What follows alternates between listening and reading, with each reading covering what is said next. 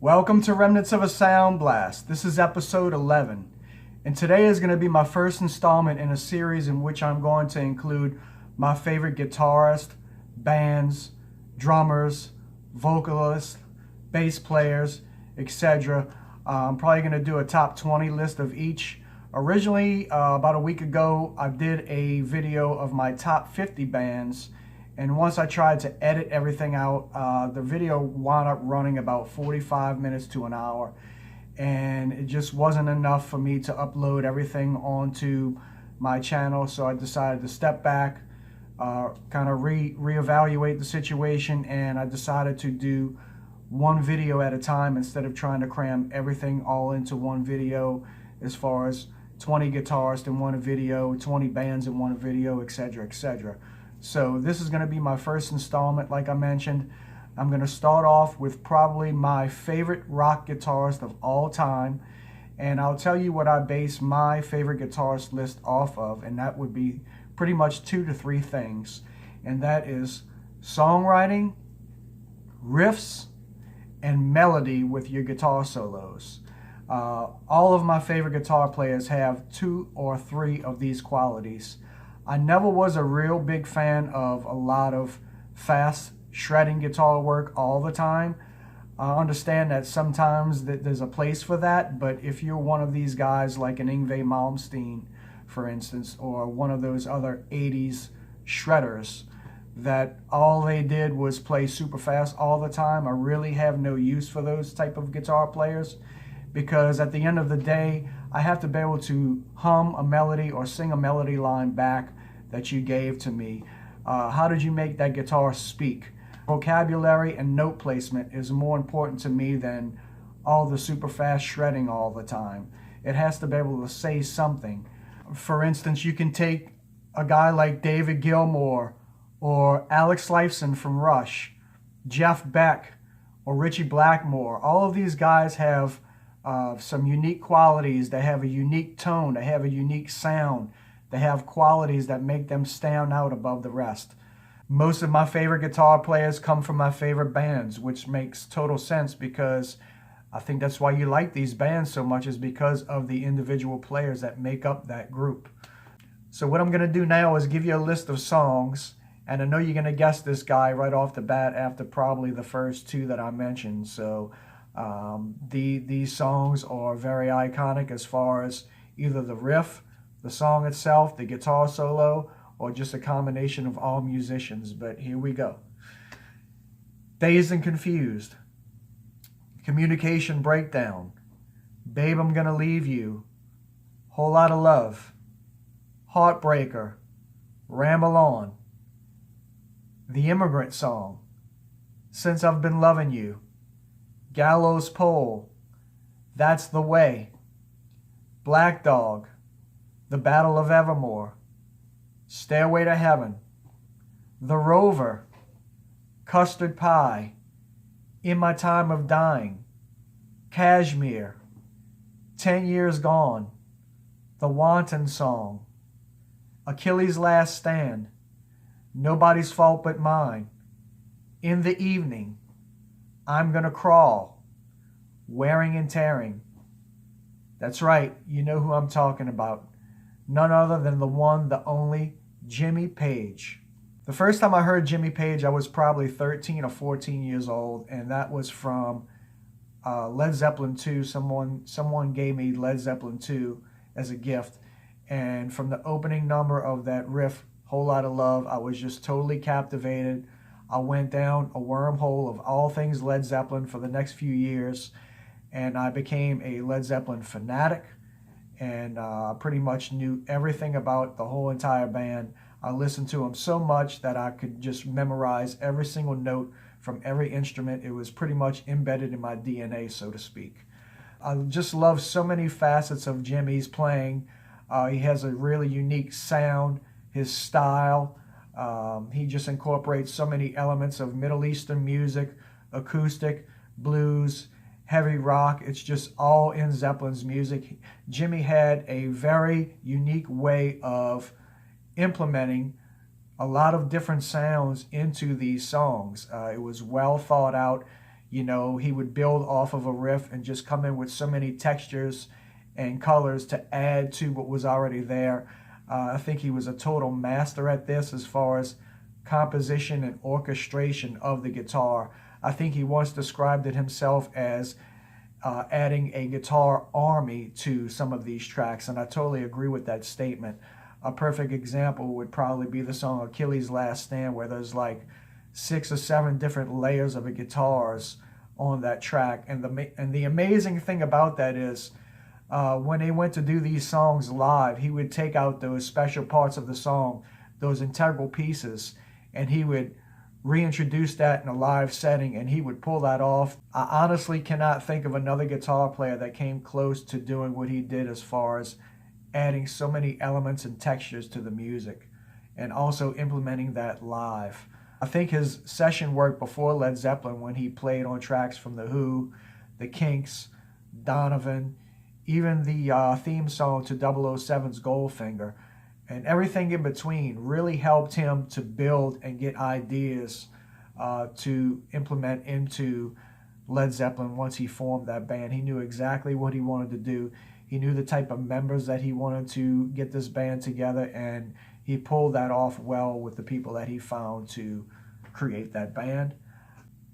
Another interesting thing about Jimmy Page that not a lot of people talk about is his experimentation with sounds and tones. He didn't just find one guitar tone and stick with that through his whole career with Zeppelin.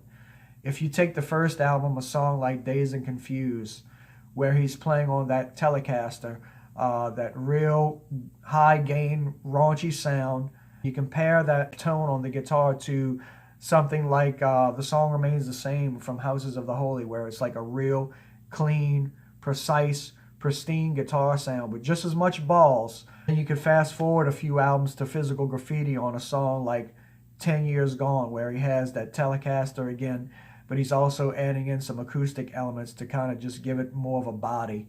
And, you know, you can reverse back to Led Zeppelin 2 with Heartbreaker, that iconic riff, real heavy and crunchy. You can fast forward to the last album, In Through the Outdoor, with something like In the Evening, where he went back to the Telecaster and he's playing tremolo and a whammy bar and everything. So Jimmy Page put a lot of forethought into the sounds that he wanted to get for these particular songs. And I think that is one reason why Zeppelin's music sounds so diverse. And, you know, it's so different from one Zeppelin track to the other. Everything that they did didn't sound like anything before or after. There's not a Zeppelin song that you could say, oh, this riff or this guitar tone sounds a lot like this. He must have got that idea from here. It really didn't happen a lot that way, if you notice. As many great songs as they had, nothing really ever sounded alike. And he put a lot of thought into how did he want this song to sound separate on its own compared to everything else. You know, every song was its own little masterpiece within itself. There's a lot of solos that he's played over the years that give me goosebumps when I listen to them. And I can listen to these songs over 100,000 times and I still get the same feeling from them as I did on the first listen. For instance, the guitar solo in Since I've Been Loving You, the guitar solo in Stairway to Heaven, the solo in Whole Lotta Love, the solo in Achilles' Last Stand, the solo from I'm Gonna Crawl off of In Through the Outdoor, the solo on T for One, which is the last song on Led Zeppelin Presence from 1976. That's just an example of just a few songs where just, man, when that guitar solo comes in, he is just pure emotion. You know, Jimmy Page was not the most technical guitar player in the world, and what I mean by that is he wasn't super, super fast. He could get a little bit crazy and sloppy at times, but that's okay. I like my guitar players to be like that because it's rock and roll. Rock and roll is not meant to be perfect. Rock and roll is street music. It's raunchy, it's raw, it's supposed to be aggressive, and it's like that with Jimmy. You know, Jimmy was light and shade, just like Led Zeppelin was. You know, Led Zeppelin, the meaning of that, light and shade. That's exactly what his guitar playing was, too. He incorporated so many elements of Middle Eastern music, the blues, heavy rock, some fusion. It was all mixed in very well together with Zeppelin. And he was the mastermind of a lot of these great songs that you hear from them. Not only did he write really good songs. He wrote masterpieces of music.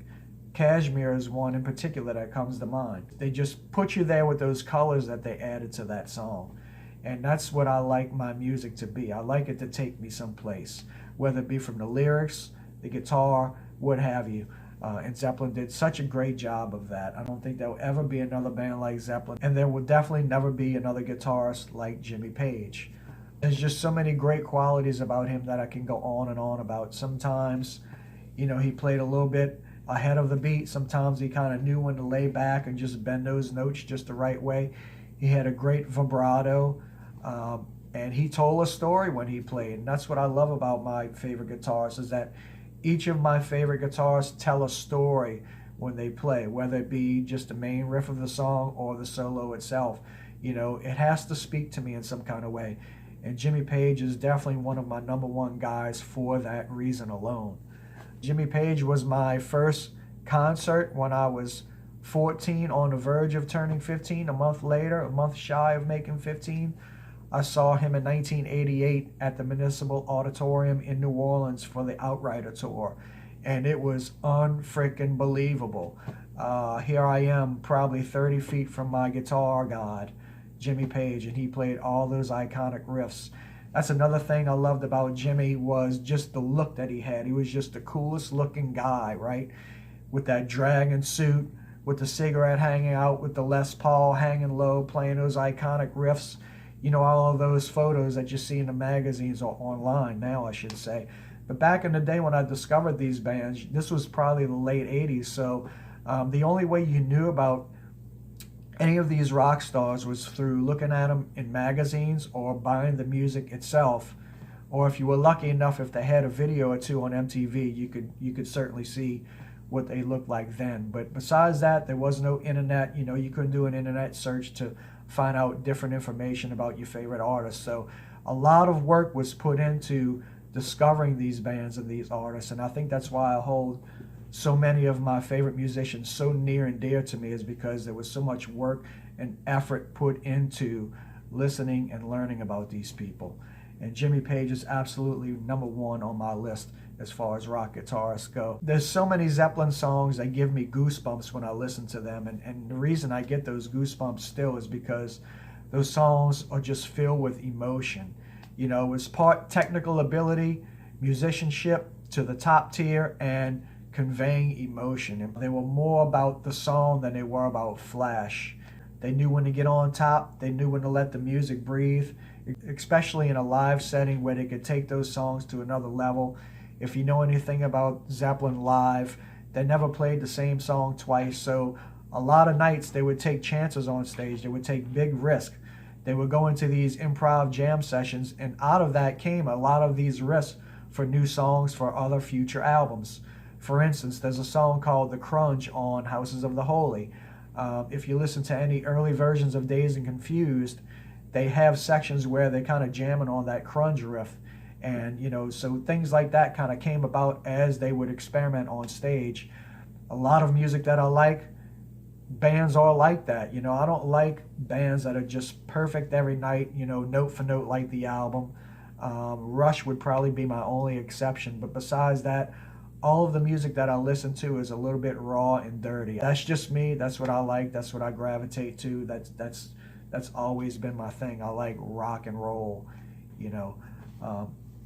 and Jimmy Page is the epitome of a rock and roll guitarist. From the look to the sound to the feel to everything about the guy, he just epitomized rock god. And I just ate it up when I was 13, 14 years old. When I first saw pictures of him, I was like, wow, who is this guy? He's just the coolest looking dude ever, and he still is. There's a live version of Achilles' Last Stand from Knebworth, 1979. And that version is nothing short of phenomenal. To watch him incorporate all of those guitar parts that he had on the original studio version and just reproduce that live and pick out the most important parts and execute that the way he did, along with the solo when he really went for it, it's nothing short of phenomenal to watch that. I mean, it is so tight, so amazing, so raw and full of energy. It's really incredible.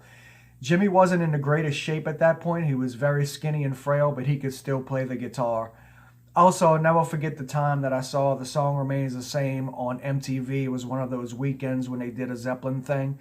And just to watch Jimmy with that double neck play Stairway and the Rain song, and for him to put the violin bow onto the Les Paul. I had known he did that on the studio versions with the violin bow on Dazed and Confused, but to watch him do it on a live stage in a live setting was just another level of awesome. As far as I'm concerned, I would have to say he's probably the most influential rock guitarist of all time, even more so than Jimi Hendrix, and I say that because Zeppelin's catalog and body of work was much more than Hendrix. I mean, if you think about the influence that Jimmy Page had on these bands that came out in the late 80s, primarily these hair bands, everybody sounded like Zeppelin. Their influence is far and wide. Zeppelin's debut album was pretty much the blueprint for rock music that followed. If you think about the amount of bands that came out after that first Zeppelin album, that, you know, Zeppelin paved the way for a lot of those guys. For instance, Deep Purple, they kind of just didn't know what they wanted to do at that point. And then when the first Zeppelin album came out and they heard that, they knew right then and there that they had to kind of refine their sound and kind of go for more of the rock blues sound and maybe find some keyboards and stuff. So they definitely influenced a lot of their own peers. But back to Jimmy Page, you know, I think he's just the riff master. He's the ultimate riff master. The only other guy I think that's in his league as far as riffs are concerned would probably be Tony Iommi from Black Sabbath.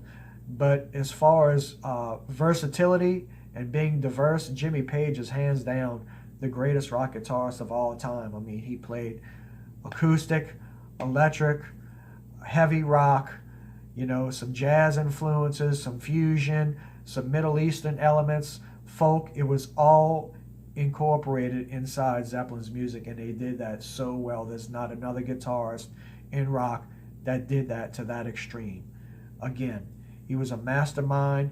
He orchestrated the guitar parts. He had a clear vision and idea of what he wanted to do, and there's nobody else in rock and roll that did it quite like him. So, as I like to conclude with all of my videos, I'd like to say, please like, subscribe, comment below.